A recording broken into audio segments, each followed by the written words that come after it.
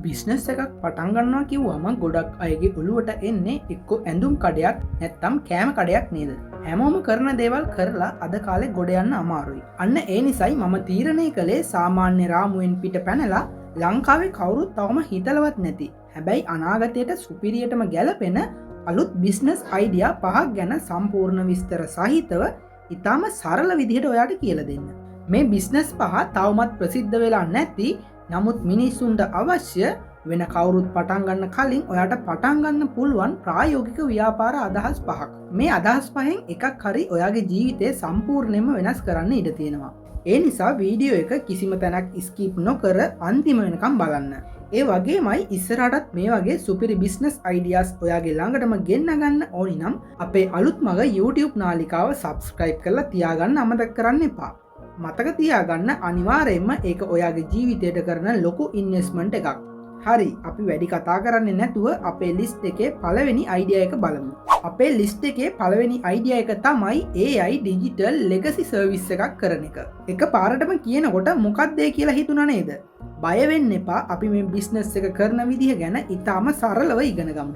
මේ බිස්නස් එක අලුත් තාක්ෂණයයි මිනිස්සුන්ගේ හැඟීමුයි එකතු කරලා කරන්න පුළුවන් සුපිරි ව්‍යාපාරයක්. ඉතින් අපි මේක කරන්නේ කොහොමද?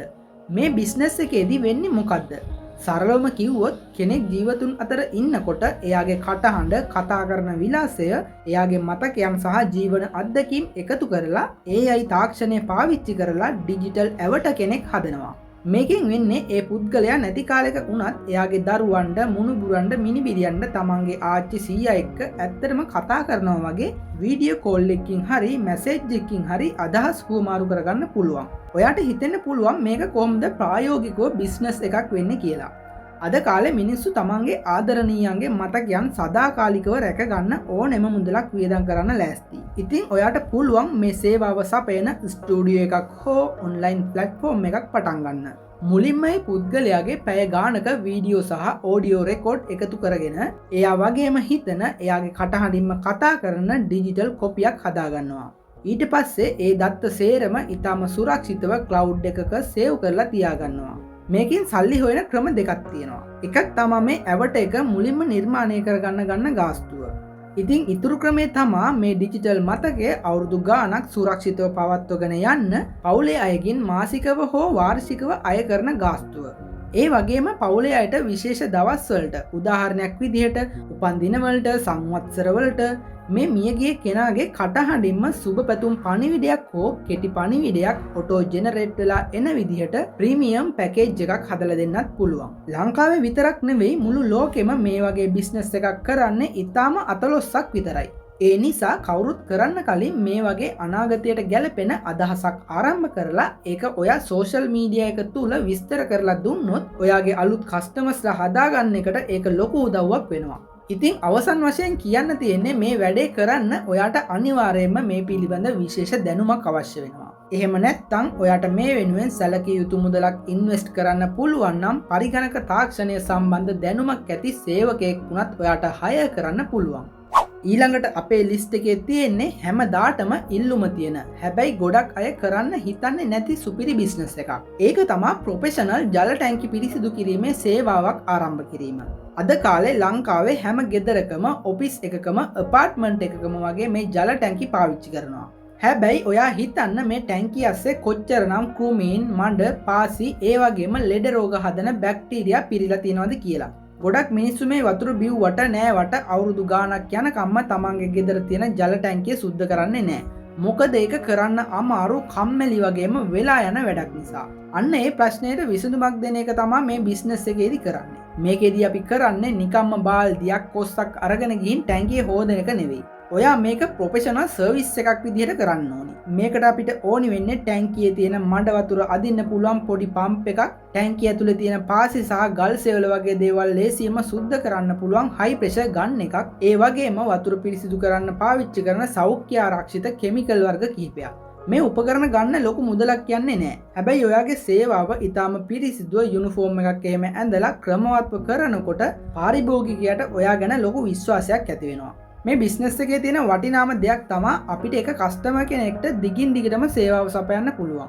වතුර ටැංකියක් අඩුම අවුරුද්දට දෙපාරක්වත් සුද්ධ කරන්න ඕනි. ඉතින් ඔයාට පුළුවන් කස්ටමර්ස්ලා එක්ක වාර්ෂික ගිවිසුමක් ගහන්න. එතකොට ටැංකිය සුද්ධ කරන්න ඕනි දවස් කිට්ටු වෙනකොට ඔයාම කෝල් එකක් දීලා දවසක් දාගෙන ගිහින් ඒක කරලා දෙන්න පුළුවන්. ගෙවල් වල විතරක් නෙවෙයි. හොටෙල් වල, රෙස්ටුරන්ට් වල, පාසල් වල සහ ලොකු ලොකු ෆැක්ටරි වල තියෙන දැවැන්ත වතුර ටැංකි සුද්ධ කරන්න ගත්තමත් එක දවසෙන් ලොකු මුදලක් ඔයාට හොයාගන්න පුළුවන්.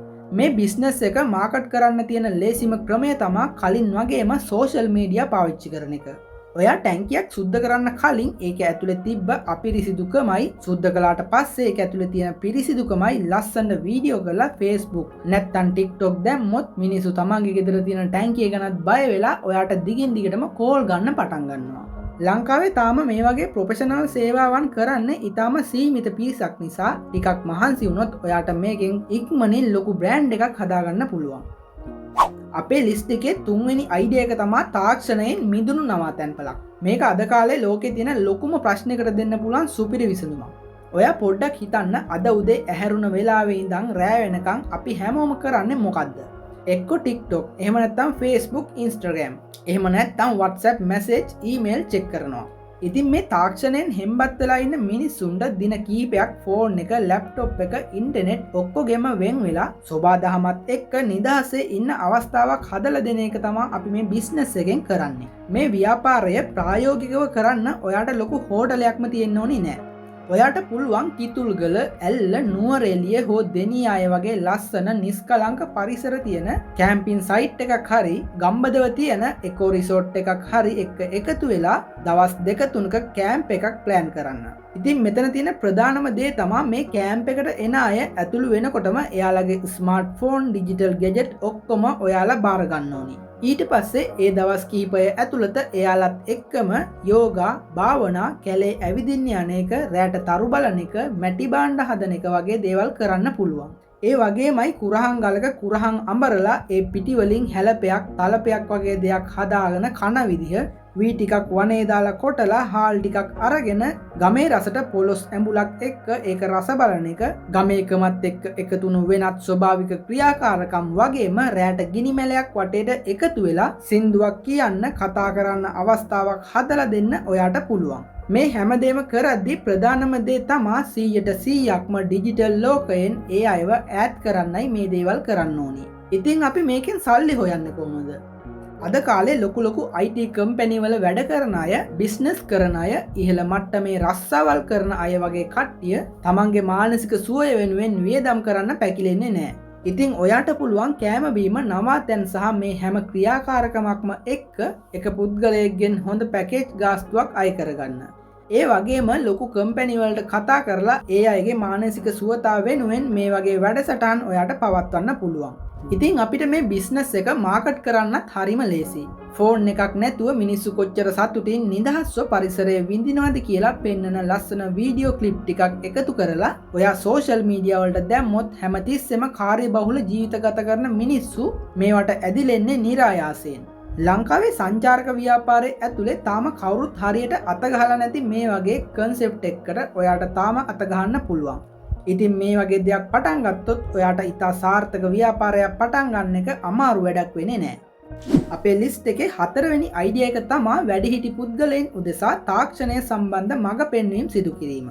මේක සල්ලි හොයනවා වගේම පුදුම සමාජ සේවයක් කරන්න පුළුවන් වැඩක්. ඉතාම ගෞරවනීය ව්‍යාපාර අදහසක්. ඔයා පොඩ්ඩක් වටපිටාව බැලුවොත් පෙනෙයි අද කාලේ තාක්ෂණය කොච්චර වේගෙන් ඉස්සරහට යනවද කියලා. හැබැයි මේ වේගයත් එක්ක යන්න අපේ ආච්චිලා, සීයලා, එතකොට වයසක දෙමව්පියොන්ට ගොඩක් වෙලාවට අමාරුයි. එයාලට අලුත් ස්මාර්ට්ෆෝන් එකක් පාවිච්චි කරන එක, WhatsApp එකේ පිටරට ඉන්න දරුවෙක්ට වීඩියෝ කෝල් එකක් ගන්න එක, බැංකුවට නොගිහින් ගෙදර ඉඳලා ඔන්ලයින් බිල් ටික ගෙවන විදිහ. ඒ වගේ දේවල් කරගන්න තේරෙන්නේ නැහැ. ගෙවල් වල ඉන්න තරුණ අයටත් කාර්යබහුලකම නිසා මේ අයට ඉවසීමෙන් මේක කියලා දෙන්න විදිහක් නැහැ. අන්න ඒ අයට ඊටාම ඉවසීමෙන් තාක්ෂණය භාවිතා කරන හැටි කියලා දෙන්න ඔයාට පුළුවන් නම් අනිවාර්යයෙන්ම මේ බිස්නස් එකෙන් ඔයාට මුදල් උපයන්න පුළුවන්. සරලවම කිව්වොත් ඔයාට පුළුවන් වැඩිහිටියන් වෙනුවෙන් වෙන්නුණු ටෙක් සේවාවක් පටන් ගන්න. ඔයා හෝ ඔයාගේ ටීම් එකේ කෙනෙක් එයාලගේ ගෙදරට ගිහින් ඉතාම කරුණාවන්ත සහ ඉවසීමෙන් එයාලගේ ෆෝන් එක, ටැබ් එක පාවිච්චි කරන හැටි, එයාලට YouTube එකේ ආගමික වැඩසටහන් බලන හැටි, ඕඩර් එකක් දාලා බෙහෙත් ටික ගෙදරට ගෙන්න ගන්න හැටි වගේ දේවල් කියලා දෙන්න පුළුවන්. ඒ වගේම එයාලට එන ෆේක් මැසේජ් ස්කෑම් වලින් බේරිලා ආරක්ෂිතව ඉන්ටර්නෙට් පාවිච්චි කරන්න කොහොමද කියලා දෙන්න පුළුවන්. මේ බිස්නස් එක පටන් ගන්න ඔයාට කිසිම අමතර ප්‍රාග්ධනයක් ඕනි වෙන්නේ නෑ. ඔයාට ඕනි කරන්නේ අලුත් තාක්ෂණය ගැන තියෙන දැනුම සහ වැඩිහිටියන් එක ආදරයෙන් කතා කරන්න පුළුවන් ඉවසීමක් විතරයි. මේක ලංකාව වගේ රටකට අතිශය වැදගත් සහ අනාගතයේදී අනිවාර්යෙන් ලොකු ඉල්ලුමක් හැදෙන හැබැයි තවමත් කවුරුත් ව්‍යාපාරයක් විදියට පටන් අරගෙන නැති සුපිරි අයිඩියා එකක්. අපේ ලිස්ට් එකේ 5 වෙනි අයිඩියා එක. ඒ කියන්නේ අපේ අවසාන අයිඩියා එක තමයි pet wellness subscription box කියන්නේ. ඉතින් මොකද්ද මේ? අද කාලේ ලංකාවේ වගේම මුළු ලෝකයේම මිනිස්සු තමන්ගේ බල්ලව පූසව සලකන්නේ සත්තු විදියට නෙවෙයි. තමන්ගේම දරුවෝ වගේ. පවුලේ සමාජිකයෝ වගේ. ඉතින් ඒ නිසා තමන්ගේ සුරතලාගේ සෞඛ්‍ය සතුට සහ මානසික සුවතාව වෙනුවෙන් මිනිස්සු ඕන මුදලක් වියදම් කරන්න ලෑස්ති. මේ බිස්නස් එකෙන් කරන්නේ අන්නේ සුරතලුන්ගේ ශාරීරික වගේම මානසික සුවතාව වෙනුවෙන් සෙල්ලම් බඩු, විටමින්, සෞඛ්‍යාරක්ෂිත කෑම ಜಾති එකතු කරලා ලස්සන බොක්ස් එකක් විදියට හැම මාසෙම පාරිභෝගිකයාගේ ගෙදරට ඩිලිවරි කරන එක. ඔයාට හිතෙන්න පුළුවන් මේකේ තියෙන විශේෂත්වය මොකක්ද කියලා. සාමාන්‍ය කඩේකින් ගන්න කෑම ಜಾති විතරක් නෙවෙයි. අද කාලේ ගොඩක් සුරතල් සත්තු ගෙවල් වල තනි වෙලා ඉන්න නිසා එයාලට මානසික ආතතිය, කම්මැලිකම වගේ ප්‍රශ්න එනවා. අන්න ඒක නැති කරන්න එයාලගේ ඔළුව වෙහෙසවල සෙල්ලම් කරන්න පුළුවන් සෙල්ලම් බඩු, ලොම් හැලෙන එක අඩු කරන විටමින් වර්ග, දත් පිරිසිදු වෙන ට්‍රීට්ස් වගේ දේවල් මේකට ඇතුළත් කරන්න පුළුවන්.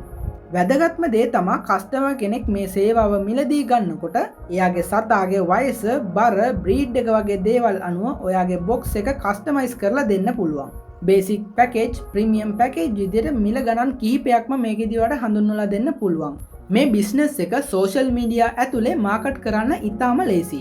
ලංකාවේ පෙට් ෂොප්ස් ඕන තරම් තිබ්බට මේ වගේ සත්තුන්ගේ සුවතාව වෙනුවෙන් මානසික සේවාවක් තාම කවුරුත් කරන්නේ නැහැ. ඒ නිසා සත්වලෝලින් අතර මේ බිස්නස් එක ප්‍රවර්ධනය කරන එක ලොකු වැඩක් නෙවෙයි. අද අපි කතා කරපු මේ බිස්නස් අයිඩියා 5 ගැන ඔයා මොකද හිතන්නේ? හැමෝම යන පාරේ ගිහින් සාමාන්‍ය බිස්නස් එකක් කරනවද? නැත්තම් අද කාලේ තාක්ෂණයත් එක්ක හැඩ ගැහිලා කවුරුත් නොගිය අලුත් මඟක ගිහින් ජීවිතේ දිනනවද කියන එක තීරණය කරන්න ඕනි ඔයාමයි. මේ අදහස් පහෙන් ඔයාගේ හිතට වැදුණු ඔයා කරන්න ආසම බිස්නස් අයිඩියා එක මොකක්ද කියලා අනිවාර්යයෙන්ම පහලින් කමෙන්ට් කරන්න අමතක කරන්න එපා. මොකද ඔයාලා වැඩිපුරම කැමති බිස්නස් අයිඩියා එක පටන් ගන්නෙ කොහොමද? ඒකට යන වියදම් මොනවද කියලා සම්පූර්ණ විස්තර ඇතුව වෙනමම වීඩියෝ එකක් මම අරගෙන එන්න ලෑස්ති. වීඩියෝ එක වටිනවා කියලා හිතුණා නම් ලයික් එකක් දාලා ඔයාගේ යාළුවන්ට බලන්න ෂෙයා කරන්න අමතක කරන්නත් එපා. ජීවිතේ දිනන්න මේ වගේ වෙනස් සහ වටිනා කියන අදහස් හැමදාම ඔයාට බලන්න අපේ අලුත් මග YouTube නාලිකාව subscribe කරලා තියාගන්න. එහෙනම් මේ වගේ තවත් සුපිරි වීඩියෝ එකකින් ඉක්මනින් හමු වෙමු. ඔයාලා හැමෝටම ජයෙන් ජයම වේවා.